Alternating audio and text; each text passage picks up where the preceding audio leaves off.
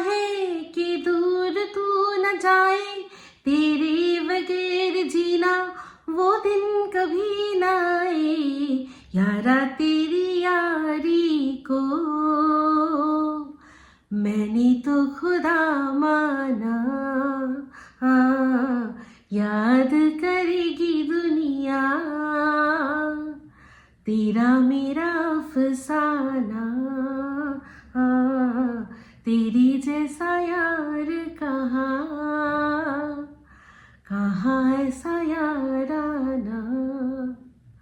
High, আমি Ipsita, welcome back to my channel. চলে এসেছি আবার একটা নতুন ভিডিও নিয়ে। তো আজকে ভিডিওর শুরুতে যে গানটা গাইলাম, এই গানটা সবার জন্য গাইলাম যারা কিনা মনে করছেন যে তারা বন্ধুত্ব করবেন। তো বন্ধুত্বটা এমনভাবেই হওয়া উচিত যে একে অপরকে আমরা এই গানটা গাইতে পারি, যে কোনো নো ম্যাটার হোয়াট। ঝগড়া বন্ধুত্বের মধ্যে হয় না? নিশ্চয়ই হয়, কিন্তু সেই বন্ধুত্বের ঝগড়া বা মতানৈক্য বা আপনাদের মধ্যে মনোমালিন্যটা এমন জায়গায় নিয়ে পৌঁছাবেন না যেখানে কিনা পরবর্তীকালে মনেই হয় না যে তার মুখ দেখতে চাই না, এরকম একটা ব্যাপার চলে আসে। বিলো দ্য বেল্ট কোনোদিনও কখনো কোনো সম্পর্কের মধ্যেই আনা উচিত না। তার মধ্যে যেটা বন্ধুত্ব, সেই সম্পর্কটা তো সবচেয়ে সেরা, কারণ বন্ধু আমরা নিজেরা চুজ করি।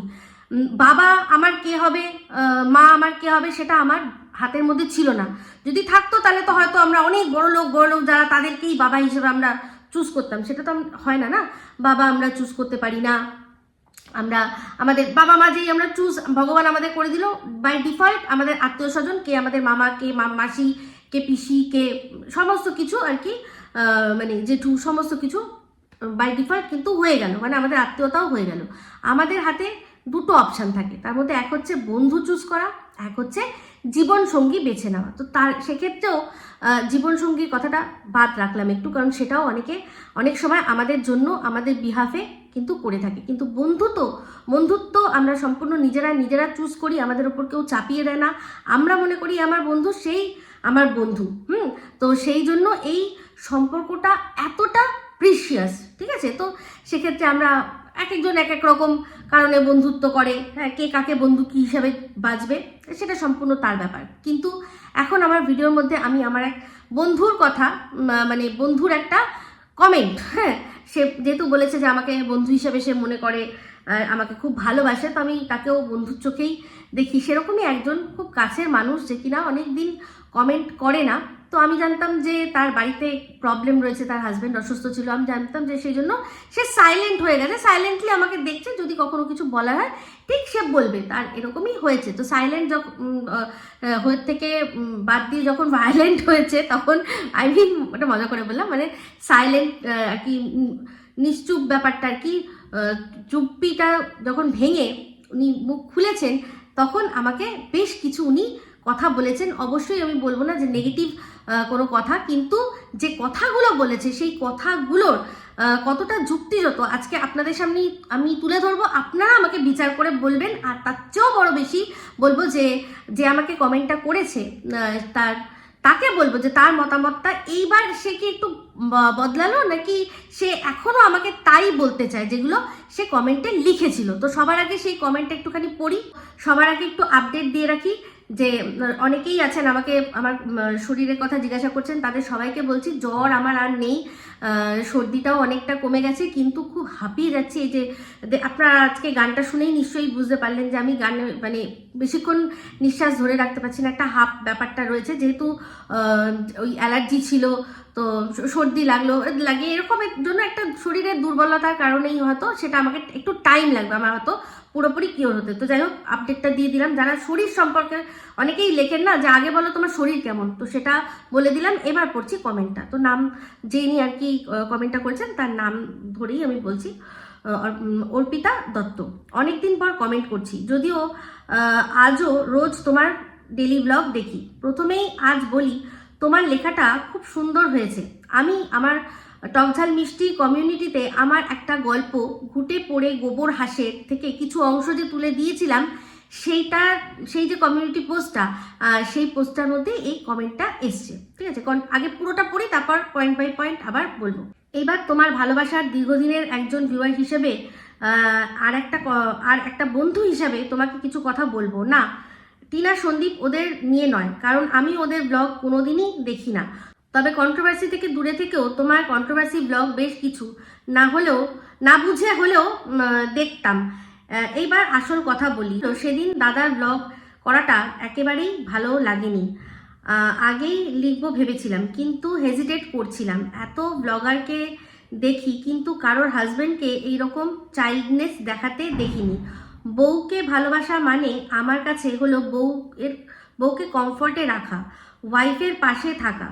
দাদা জীবনে অনেক পেয়েছেন। তোমার ছোট্ট ডেলি ব্লগ রোজ ফলো করলেই বোঝা যায় যে তোমার শাশুড়ি আর ননদ কতটা ভালো। আর এবার বলি সন্তানদের কথা। টাপু রীতিমতো ব্রিলিয়েন্ট, আর রনও তো আরও ইন্টেলিজেন্ট।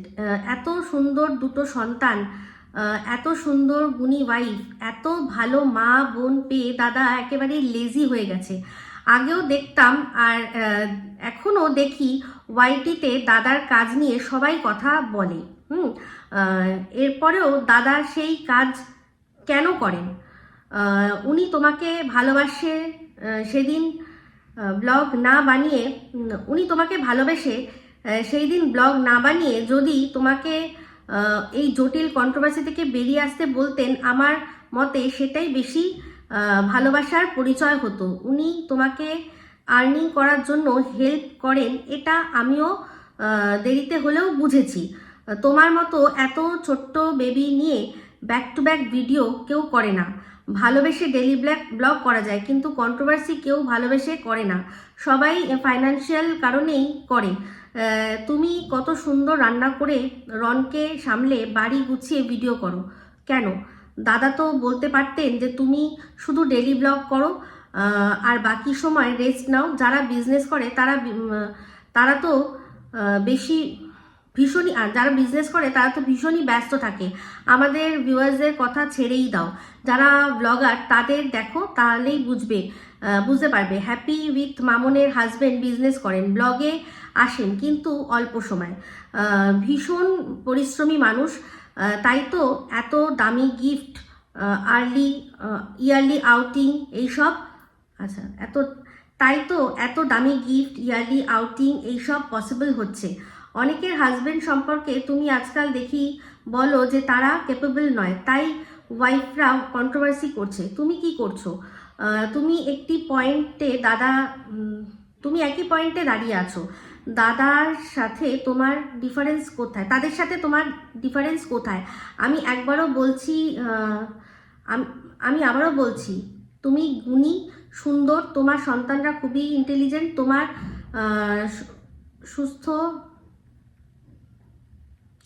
তোমার শ্বশুরবাড়িও খুব সাপোর্টিভ, কিন্তু দাদার দিনরাত ব্লগে সব কথায় বকবক করা, সবসময় ঘরে থাকা, এগুলো আমি সাপোর্ট করি না কখনোই। কারণ আমার কাছে পুরুষ মানেই একজন গুণী, বিজি, পরিশ্রমী, উইথ হাম্বল পার্সোনালিটি মানুষ। আমি জানি না এটা নেগেটিভ না পজিটিভ কমেন্ট, শুধু এইটুকুই বলবো যে এটা আমার মনের কথা, যেটা ভিউয়ার্স নয়, একজন বন্ধু হিসাবে জানালাম। মনে হয় আমি ঠিক কথাই বলছি। আজও তোমার ভালো চাই, বাকি কন্ট্রোভার্সি আমি বুঝি না আর বুঝতেও চাই না। ভালো থেকো, ঠিক আছে? তো আমি বললাম যে এই যে কমেন্টটা, এটা আমি নেগেটিভ হিসাবে নিইনি। তো এবার ওয়ান বাই ওয়ান বলি। তো দেখুন, আমি সত্যি কথাই বললাম, ইনি কিন্তু আমাকে বন্ধু হিসাবেই দাবি করে কিছু কথা বলেছে। তো এখানে সবচেয়ে বড় কথা হচ্ছে যে আমার বরের কন্ট্রোভার্সি চ্যানেলে আসা, আর উনি বলছেন যে এরকম কেউ কোনোদিনও করেনি। তো না, ভুল কথা, এটা ভুল কথা। যে এসছে সে এসছে বলে আমার বর আসবে, এরকম কোনো ব্যাপার না। আমরা অল্প বিস্তর সবার বরকেই দেখি, যে যাদের তো এমনকি কোনো ডেলি ব্লগ চ্যানেলও নেই, তাদেরও বরদের কিন্তু আমরা মুখ চিনি। তারা আসে না, কন্ট্রিবিউশন করে না, কিন্তু কোনো সময় লাইভ থাকলে কথা বললে বা দুটো কথা বলে, অনেকে এরকম রয়েছে, তারা এসছে। আমার বর কিন্তু সেই কারণে আসেনি। আমার বরের কথা যেটা আমরা সবাই মানে উনি একটাই যে প্রশ্নটার উত্তর কেউ দিতে পারেনি, সেটা হচ্ছে যে একটা ব্লগারকে নিয়ে দুটো থিওরি চলছে, আর দুটোই চলছে তার কাছের মানুষের তরফ থেকে। কে ঠিক বলছে, কে ভুল বলছে, এইটা শুধু জানতে চেয়েছে, যার উত্তর আজও দিতে মানুষ অপারগ। তো সেক্ষেত্রে এটাই বলা হয়েছে যে যদি যেই মানুষটার সম্পর্কে কথা হচ্ছে, কন্ট্রোভার্সি হচ্ছে, তোমরা যদি ঠিকঠাকটা না বলতে পারো, ঠিকঠাক যদি নাই বলতে পারো যে কে ঠিক বলছে কে ভুল বলছে, তাহলে বলছো কেন বলো না, এটা বলেছে বা সেটা বলাটাতে কোনো আপত্তি নেই। মেনলি বক্তব্য যে এই যেই কন্ট্রোভার্সি চ্যানেলটার নাম হচ্ছে, তাকে আমরা ভিউজ দিই, তার ভিউজটা পড়ে যাচ্ছে, সেই জন্য তার একটা বক্তব্য ছিল, সেটা তার নিজের বক্তব্য, সে নিজে রেখেছে, এটাই হচ্ছে প্রবলেম।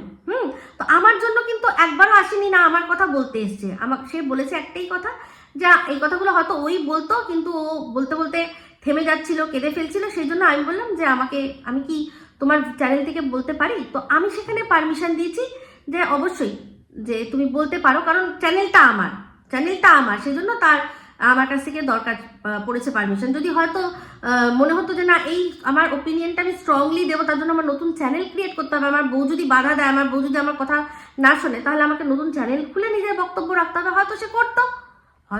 তো সেক্ষেত্রে চাইল্ডিশপনা তুমি কোথায় দেখলে? চাইল্ডিশপনা কোনটাতে? যেখানে তাদের মানে দীর্ঘদিন প্রত্যেকটা এখানে কন্ট্রোভার্সি ক্রিয়েটার, তাদের প্রত্যেকের শরীরের ওপর অল্প বিস্তর কাদা ছিটানো হয়েছে, সেক্ষেত্রে কারোর বর সেটাতে অপোজ করতে আসেনি, সেটা চাইল্ডিশ নয়।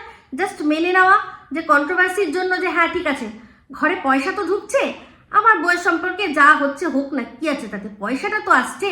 যদি পয়সাটা ম্যাটার করতো তাহলে কিন্তু এই জিনিসটাই করতো না। আমরা কেন আমার বউকে, না আমার বর আর কেন এটা না কোথাও গিয়ে বলতো যে কেন আমার বউয়ের চরিত্রের ওপর দাগ তুলছে না, সেখানে বলতে যেত, আর নাহি সেটা নিয়ে থানা আদালত অব্দি গড়াতে দিত, কারণ সে ভালো করেই জানে যে তার বউয়ের সম্পর্কে যে লাঞ্ছনাগুলো লাগানো হচ্ছে সেগুলো সব মিথ্যে। তো এইটাই হচ্ছে ব্যাপার। প্রত্যেকটা হাজবেন্ড তারা চুপচাপ ঘরে টাকা তুলছে আর তাদের বউয়ের চরিত্র হনন চলছে, মানে গুছিয়ে চরিত্র হনন পর্ব চলছে, তাদের বাচ্চাদের কারুর হচ্ছে গিয়ে জন্ম পরিচয় নিয়ে কথা, কারুর শরীরের অংশ টেনে নিয়ে সেটাকে দর্শকের সামনে থালায় পরিবেশন করা, এগুলো সব চলছে, তারা চুপচাপ দেখছে। কিন্তু আমার বর সেটা দেখেনি, তো সেই জন্যই আমার বর অবশ্যই আনইউজুয়াল, আর আমার বরকে মনে হয়েছে যে এটা চাইল্ডিশ। তো সেক্ষেত্রে আমার কিচ্ছু করার নেই যদি চাইল্ডিশ মনে হয়। তো যাই হোক, আমার তো একটা জিনিসই বলি যে যখনই কোনো ঘটনা ঘটে তার তো মিশ্র প্রতিক্রিয়া থাকে। তো সেক্ষেত্রে যেমন প্রচুর মানুষ রাগ করেছে, তেমনি প্রচুর মানুষ ভালোবাসাও দিয়েছে। তো সেক্ষেত্রে এবার আমার হাজব্যান্ড তার উপর তুলে দিয়েছে প্রচুর প্রশ্ন। তো ভালোবাসা যদি কেউই না দিত, তাও যে প্রশ্নগুলো তুলেছে সেই প্রশ্নগুলোর জন্যও কিন্তু আমার মনে হয় ওয়ান লাস্ট টাইম এখানে আসা উচিত ছিল। তো আমি লাস্ট টাইম বলবো না, আমি এটাই বলবো যে এখানে কোনো অন্যায় করেনি, কোনো ক্রাইম করেনি। তোমার কাছে যেটা চাইল্ডনেস, সেটা দেখো অন্যজনের কাছে কিন্তু ম্যাচুরিটি। তো প্রত্যেকটা মানুষের মানে কয়েনের তো দুটো দিক থাকে, তো সেই দুটো দিক তুমি এই দিকটা দিয়ে দেখছো, ওই দিকটা দিয়ে দেখছো না। তুমি যে দিক দিয়ে 6 দেখছো, আমি সেদিক দিয়ে 9 দেখছি। তো সেখানে প্রবলেমটা তোমার দৃষ্টিভঙ্গিতে, না আমার হাজবেন্ডের কোনো প্রবলেম হয়েছে, না আমার তাতে কোনো প্রবলেম হয়েছে। ঠিক আছে, এবার চলে আসি নেক্সট পয়েন্টে। তো দাদা জীবনে অনেক পেয়েছেন, অবশ্যই পেয়েছেন। ওই যে যেখানে বললাম যে বাই ডিফল্ট মা পেয়েছে, বাবা পেয়েছে, সেখান থেকে ভাই বোন বাকি সম্পর্কগুলো বাই ডিফল্টই পেয়ে গেছে, খুব ভালো পেয়েছে, ভীষণ ভালো। তুমি তো দেখেছো আমাদের মানে কিরকম ফ্যামিলি বন্ডিং, কিরকম তুমি সবই দেখেছো। তো সেক্ষেত্রে তোমার বক্তব্য যে দাদাকে এখন বলছে যে দীর্ঘদিন ধরে যে সে কিছু করে না, সে কেন দেখাচ্ছে না যে সে কাজ করে, কেন দেখাতে যাবে তুমি বলো না। তুমি যেখানে কমেন্ট করছো, দাদার যেখানে কমেন্ট করছো সেখানে নয়, যেখানে দাদার ভিডিওটা দাদা করেছে সেখানে একজন এটাও বলেছে যে আপনি আপনার বউকে বিছানায় স্যাটিসফাই করতে পারেন না, তাহলে কি দুদিন পর দাদা সেটাও দেখাতে আসবে যে স্যাটিসফাই করতে পারে কি পারে না? এটা কোনো কথা হলো? তুমি আমার সংসার দেখছো, তুমি সব জানো আমার কোথায় কি প্রপার্টি রয়েছে, আমার সেখানে কোনটা ভাড়াতে দেওয়া রয়েছে, কোনটা খালি রয়েছে, আমাদের বাড়ি যেখানে আমরা আগে থাকতাম সেটা রয়েছে, আমরা এখানে একটা জায়গায় যেটা রয়েছে রেন্টেড ফ্ল্যাটে রয়েছি। দেখো মানে কোনো মানুষ যে কথাগুলো তুমি আর কি শুনে প্রভাবিত হয়েছো, যদি তোমার মনে হয় যে কোনো মানুষের সংসার চালায়, সেক্ষেত্রে কি একটা মানে তার বাড়ি রয়েছে, যদি সংসার চালাতে সে না পারে, তাহলে যে আত্মীয় বা স্বজনরা যদি সেখানে কি করবে, হেল্প করবে, তাহলে কি করবে, যে তার ভাঙাচোরা বাড়ি যদি থাকে সেখানে থাকবে, সেখান থেকে তাকে খাওয়া খরচা চালানোর গুজারানটা পর্যন্ত এইটুকু অবধি করে মানুষের। সেক্ষেত্রে আজকের ডেটে কোন আত্মীয় এরকম আছে যে তার বাড়িটা ছাড়িয়ে তাকে অন্য একটা ল্যাভিশ জায়গায় ফ্ল্যাট রেন্টে দিয়ে তারপর তার সংসার খরচা চালাবে? এই বোকা বোকা কথাগুলো মানুষ বলছে আর তুমি শুনছো। শুনছো? আমি তো তুমি তো অনেকদিন ধরে দেখছো, তুমি জানো এই যে একটা কথা উঠেছিল যে আমরা আমাদের ননদের ফ্ল্যাটে থাকি, এটা বলেছিল না যে আমাদের ননদরা যেহেতু বাইরে চলে গেছে সেই জন্য ফ্ল্যাটটা ফাঁকা থাকবে, আমাদের থাকতে দিয়েছে। সেটা তুমি নিশ্চয়ই ব্লগগুলো দেখেছো যে আমার ননদের যে ফ্ল্যাটটা সেটা 3 BHK একটা ফ্ল্যাট। হ্যাঁ, সোসাইটিটা এক, বাট ফ্ল্যাটটা সম্পূর্ণ আলাদা, তার ভিউজ আলাদা। সেটা 3 BHK, আমাদেরটা 2 BHK। আর সবচেয়ে বড় কথা, আমার ননদরা এখন আবারও এই কমপ্লেক্সেই আছে অন্য একটা ফ্ল্যাটে, তারাও রেন্ট নিয়ে রয়েছে। তাহলে এই যে বোকা বোকা কথাগুলো লোকে বলে, ঠিক আছে তারা দেখে না ওপর দিকে, বাট তুমি তো পুরোটা জানো। তো সেক্ষেত্রে এই কথাগুলো কি বোকা বোকা না? আর শুধুমাত্র মানে মানুষকে দেখানোর জন্য আমার বর কি কাজ করবে, কি কি দেখাবে, মানে ওর কাজের জায়গাগুলো সেগুলো সব ডকুমেন্ট করে দেখাবে ভিডিও করে, যে এই দেখুন বন্ধুরা আজকে আমার এই কন্ট্রাক্টটা সাইন করলাম, আমি আজকে এখান থেকে আমার এইখানে নতুন একটা প্রজেক্ট শুরু হবে, বা এই দেখুন বন্ধুরা আমার এখানে প্রজেক্টটা শেষ হলো। কেন করতে যাবে, কিসের জন্য করতে যাবে? আর রইল গিয়ে তুমি বলছো যে আমার রেস্ট নেওয়ার কথা, আমাকে ভালো রাখাটাই তার কাজ, তো সে ভালোই রাখছে আমাকে। এইবার অতিরিক্ত পরিশ্রম, তুমি কি জানো, তুমি কতটা জানো যে আমরা কি ছিলাম আর কোথা থেকে আমরা কোন জায়গায় কি কি অ্যাচিভ করেছি? আমাদের কেউ হেল্প করেনি, আমাদের বা মানে পুরো দুই পক্ষেরই, না বাবার পক্ষ না মায়ের পক্ষ, তারা কেউ আমাদেরকে, যখন আমরা শুরু করেছিলাম কেউ আমাদের কোনো রকমভাবে হেল্প করেনি। হ্যাঁ, আমরা যে বাড়িটা এখনো বাসজনী বাড়িটা, ওটা আমার শাশুড়ি মা, যেহেতু মানে শ্বশুরের পর শাশুড়ি মায়ের বাড়ি, উনি আমাদেরকে ওই ফ্ল্যাটটা থাকতে দিয়েছিলেন। তো ব্যাস, সেখান থেকে আমরা যেভাবে আমার হাজব্যান্ড নিজের একটা প্রতিষ্ঠা করেছে, একটা নয় পরপর 2টো গাড়ি কিনেছে, তারপর কি হয়েছে না হয়েছে, তারপর তার কি মনে হয়েছে যে এখনো সেই দৌড়ে দৌড়ে সময়টা সম্পূর্ণ কাজের মধ্যে দিয়ে এত এত টাকা ইনকাম করে সেগুলো ব্যাংকে রেখে দিয়ে আমি আমার জীবনটা কাটাবো বউ বাচ্চার থেকে দূরে থেকে, নাকি সে অন্য কোনো পথ বেঁচেছে ভালো থাকার জন্য, সেটা সম্পূর্ণ তার ব্যাপার। যেদিন আমার বর আসবে সে তার নিজের মনের কথাগুলো বলবে, তোমাদের সাথে শেয়ার করবে। তার একটাই কাজ, আমাকে খুশি রাখা, আমাকে সুখী রাখা, আমার সংসার চালানো, সেটা খুব সুন্দরভাবে সে করছে। সে যতটুকু তার মনে হচ্ছে ইনকাম করলে সুন্দরভাবে থাকা যায় সে করছে, বাকি সময়টা সে আমাকে দিচ্ছে। আমি তো বুঝতে পারি না যে যারা হিংসা করে তাদের প্রবলেম হতে পারে, যাদের বড়রা এখনো মানে সেই কি বলবো কাজ করে যাচ্ছে, জীবনটা পুরো মানে সেই গুলামিতে নিয়ে পৌঁছে গেছে, সেটা তাদের ব্যাপার। তাদের সেই অ্যাচিভমেন্ট করতে হবে, প্রচুর অ্যাচিভ করতে হবে, আরো চাই, আরো টাকা চাই, কারণ টাকাটা আমি সাথে করে নিয়ে যাব। আমার বর যদি মনে করে না যে আমার সাথে আমার এই স্মৃতিগুলোই যাবে, আমি আমার বউয়ের সাথে রান্না করে দিচ্ছি, এ করেছে, অনেক করেছে, অনেক খেটেছে, অনেক করেছে গো। আজও চাইলে মানে এই যে বলছো না, এমনও হতে পারে যে দেখতেই পাবেন আমার বরকে, যদি এখন টাকার পিছনে দৌড়ায় তাহলে কলকাতা ছেড়ে তাকে বাইরে থাকতে হবে। কি হবে সেই টাকা দিয়ে?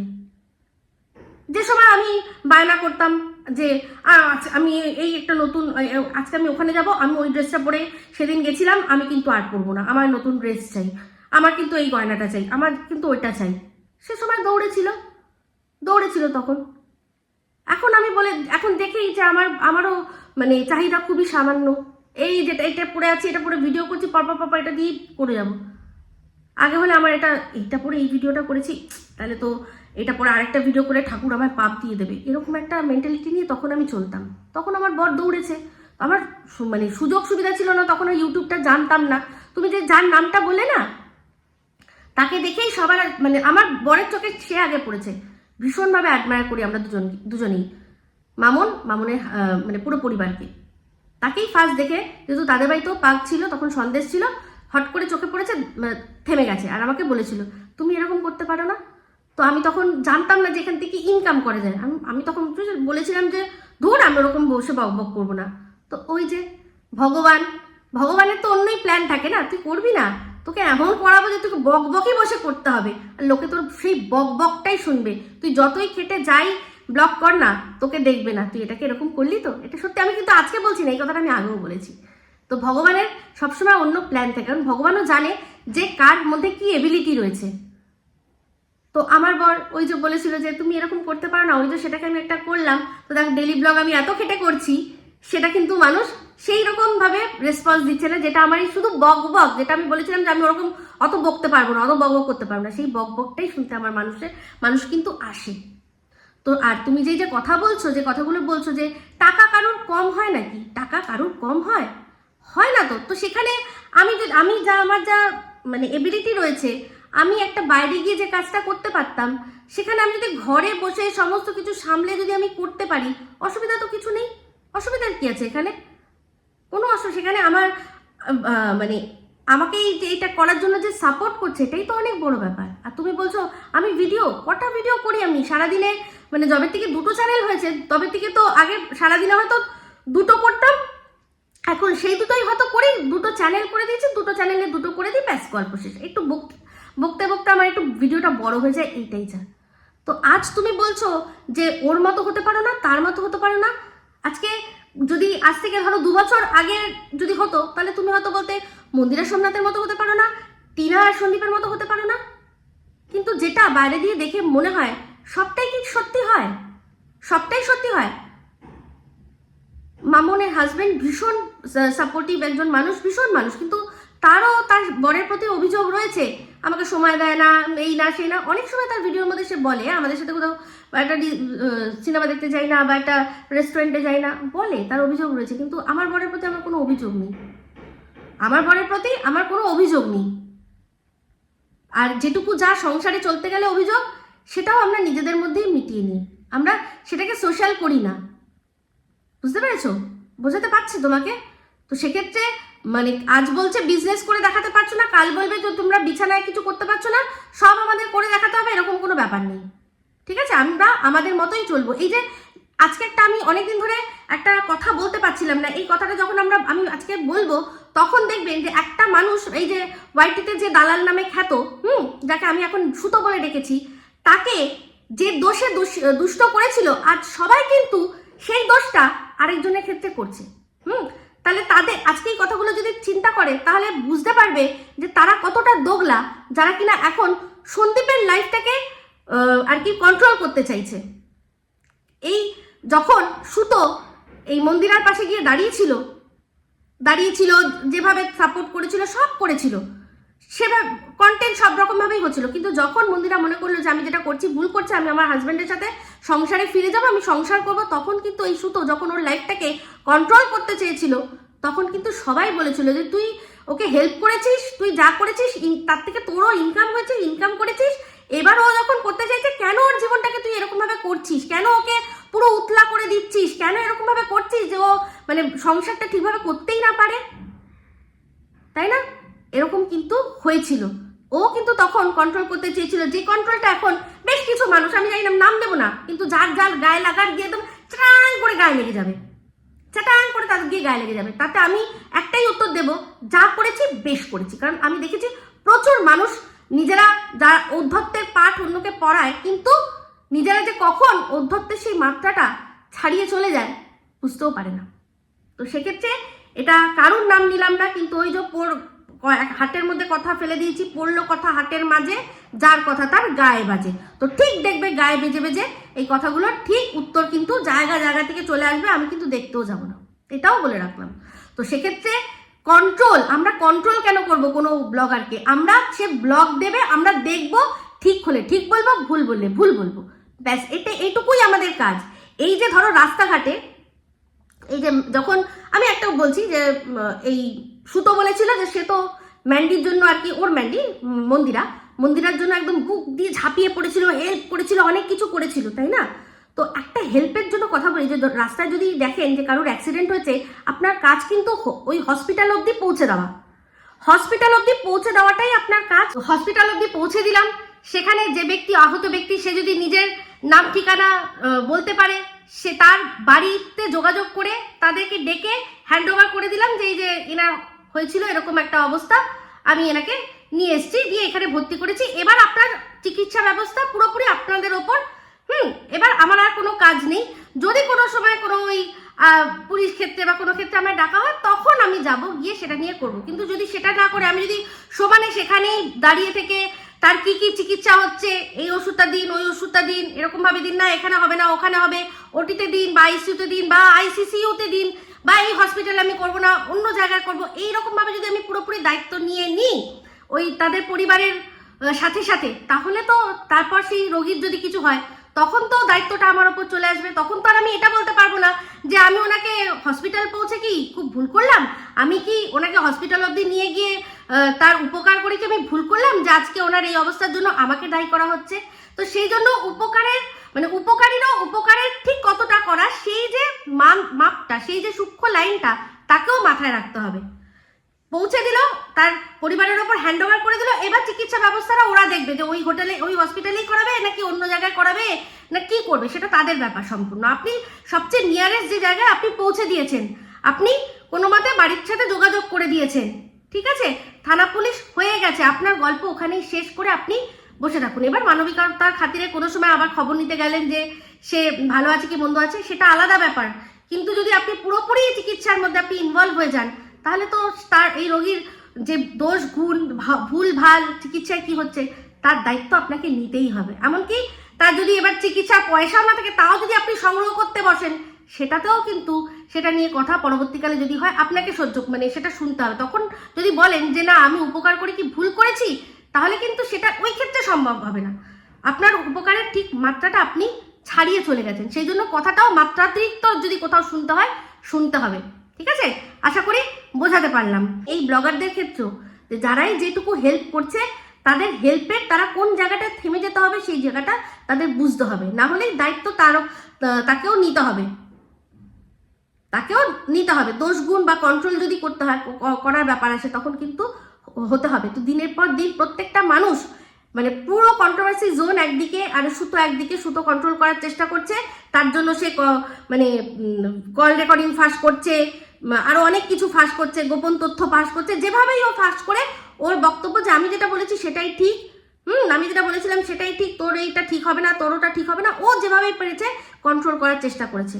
কিন্তু প্রত্যেকটা মানুষ আমরা বলেছি যে কন্ট্রোল কেন করবি, তুই যা হেল্প করে দিয়েছিস এবার ছেড়ে দে না। কিন্তু এক্ষেত্রে এখন সেম জিনিসটা হচ্ছে। তো তেমনি তুমিও আমাকে এখন কন্ট্রোল করার চেষ্টা করছো যে আমার বরকে ওর বরের মতোই আমার বরকে হতে হবে। কেন হতে হবে? আমার বরের তুমি দেখবে যেটা তোমার ভালো লাগেনি তুমি বলেছো, কিন্তু সেটার ক্ষেত্রেও আমি বলেছি যে অবশ্যই সেটার এক্সপ্লেনেশন আছে, এসছে।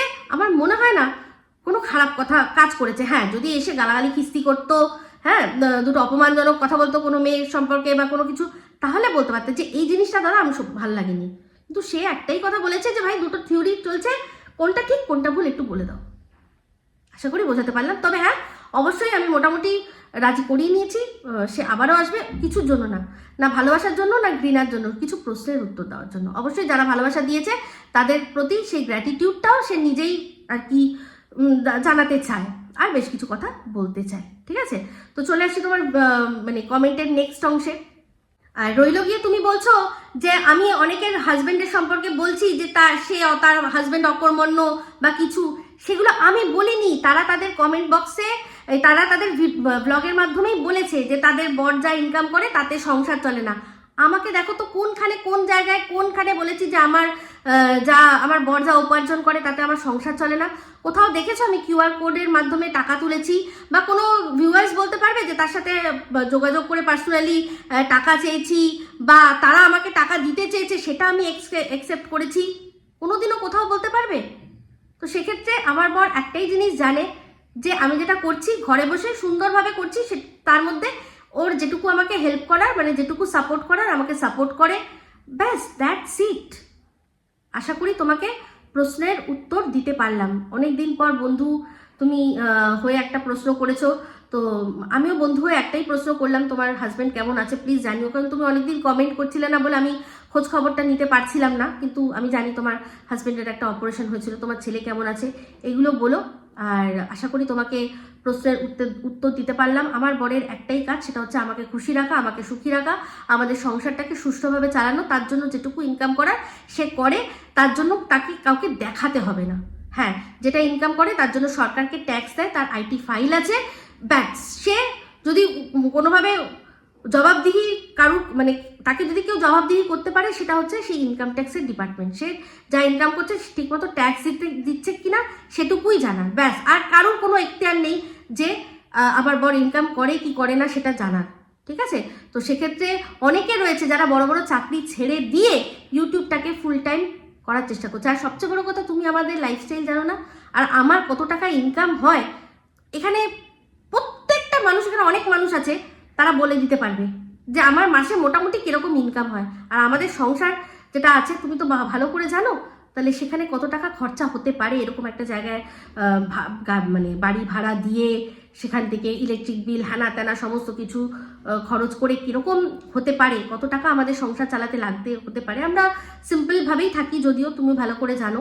তো তুমি সবচেয়ে বড় কথা একটা যেটা বলেছো যে অনেকের বররা তাদের ঘুরতে নিয়ে যাচ্ছে, তোমার মুখে এই কথাটা আসলো?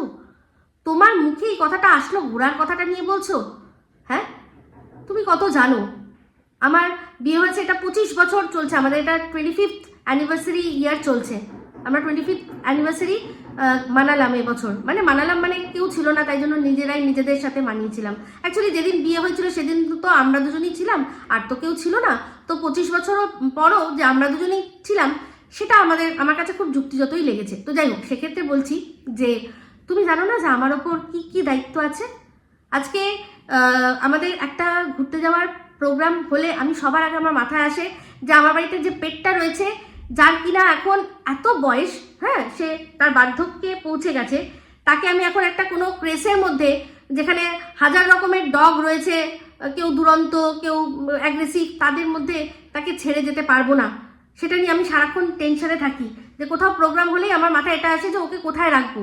কারণ ওকে পয়সা দিয়েও, যত দামি পয়সাই হোক না কেন, সেখানে অন্যান্য ডগদের জন্য আমার সারাক্ষণ মাথায় চিন্তা থাকে যে ওকে আমি ছাড়বো। তো প্রথমত জানো যে ও একটা মুহূর্ত আমাকে ছেড়ে থাকতে পারে না। দ্বিতীয়ত হচ্ছে গিয়ে এখন বয়সটা এতটাই হয়েছে, চোখে একটু কম দেখছে।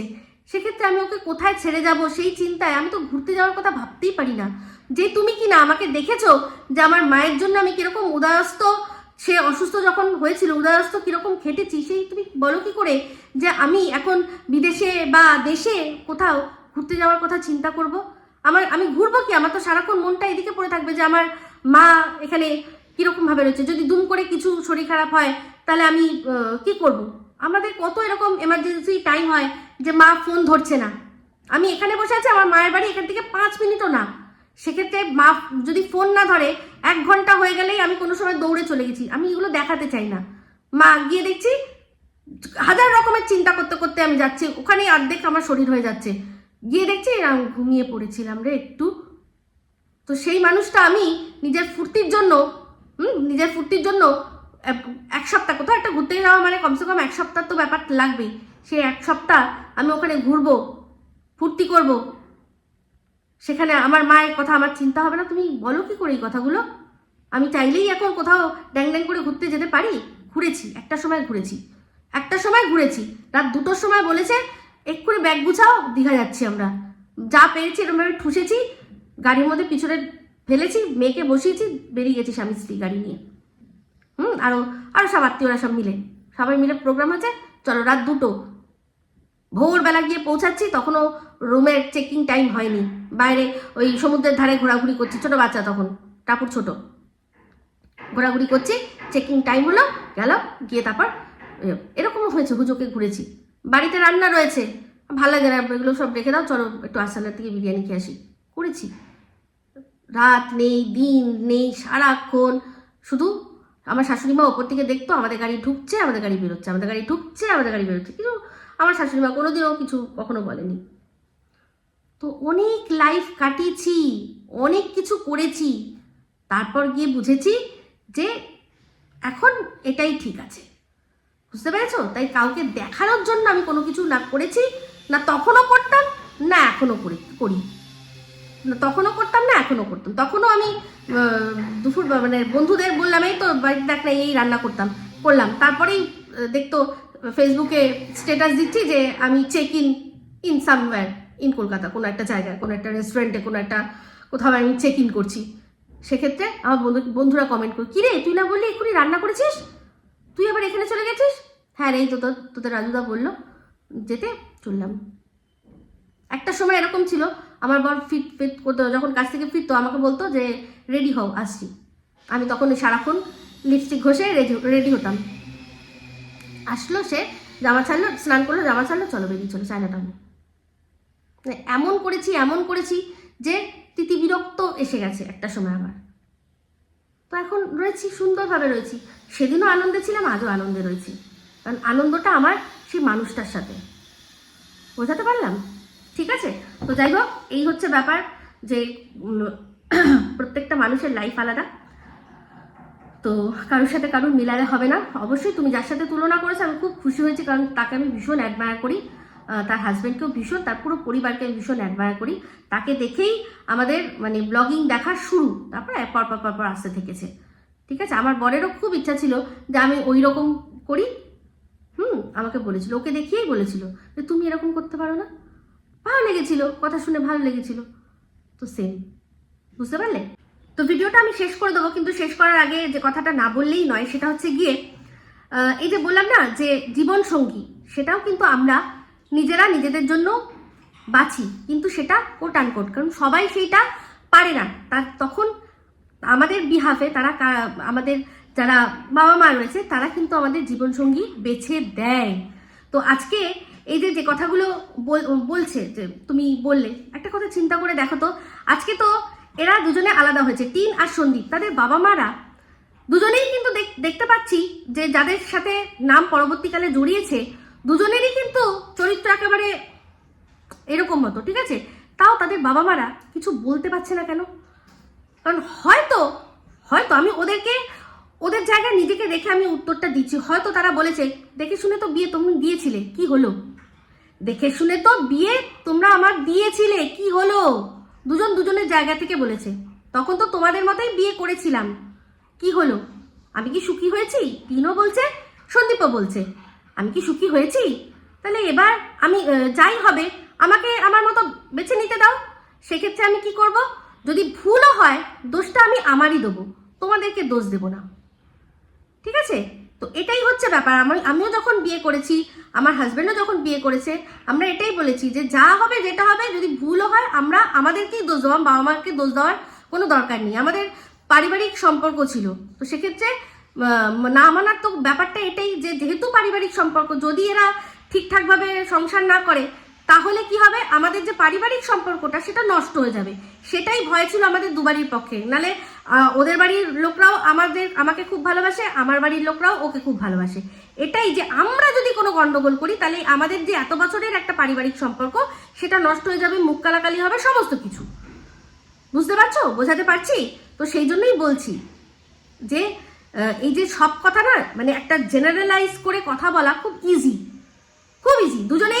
এখন দুজনেই যাকে আর কি বেঁচেছে, অতীব হয়তো জঘন্য, কিন্তু তাদের জীবনে যা জঘন্যপনা যা হবে না কেন, তার জন্য তারা এবার নিজেরাই নিজেকে দায়ী করবে যে চলো আমি বেছে নিয়েছি। আগে যে দায়ীটা বাবা মাকে তারা দুজনেই করেছে, কিন্তু যে তোমরা বেছে দিয়েছিলে, এই জন্য দুজনেরই বাবা মা হয়তো দুজনকে সেইভাবে বলতে পারছে না যে হ্যাঁ সত্যি তো আমরাই তো করলাম, কই আমাদের ছেলেমেয়েরা তো ভালো রইল না। আশা করি বোঝাতে পারলাম। তো যাই হোক, এইটাই চিন্তা করবেন, এই চিন্তাটা থটটা আপনাদের মাথায় দিয়ে আজকের মতো আমি এই ভিডিও থেকে বিদায় নিলাম। অবশ্যই টক ঝাল মিষ্টিতে ভিডিও আসবে, একটু সময় লাগবে, অপেক্ষা করবেন। আশা করছি যারা আমাকে শুনতে ভালোবাসেন বা যারা আমাকে গালাগালি দিতে ভালোবাসেন, তো এই ভিডিওটা ভালো লাগলে অবশ্যই লাইক শেয়ার কমেন্ট করতে ভুলবেন না। যারা চ্যানেলটা সাবস্ক্রাইব করেননি তারা সাবস্ক্রাইব করে নেবেন। সবাই ভালো থাকবেন, সুস্থ থাকবেন। আবার আছি খুব শীঘ্রই নতুন ভিডিও নিয়ে। টাটা।